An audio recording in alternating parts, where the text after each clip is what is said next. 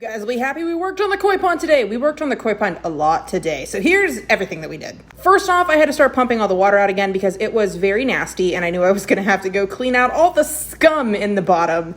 And here I am climbing down into the koi pond and filling up a scum bucket. I have an official scum bucket now. It was disgusting. We then decided while I was down here, we should probably put the river rock at the bottom. We are definitely gonna need more river rock, but we have a start. And for the few people who are like, oh, you need a step up, you're going to see I just used it right there. There is a step up right at the base of the waterfall that we're installing. And check this out. We're going to start filling it with water while I work on the filter. I want to go ahead and thank the commenter on the screen for suggesting putting it in a planter because holy shit, that was a genius idea. And we ran with that. We went to Lowe's and bought this really nice planter to go ahead and run our hose through and to hide the bucket on the inside. I still think we might end up spray painting the bucket or at least getting a blue bucket instead, but for now, this is what we're working with. Now came the filter installation. I am going to do a full video on how I built this filter on another day, but you can kind of see here what I did. Also, kudos to my stepdad for suggesting using string to lower the filter pump back down because I could not figure it out. And right about now is when I realized I screwed up royally. So here's when I realized I started making some mistakes with my bucket filter. So the water pump in the bottom is pushing up about 4,500 gallons of water per hour,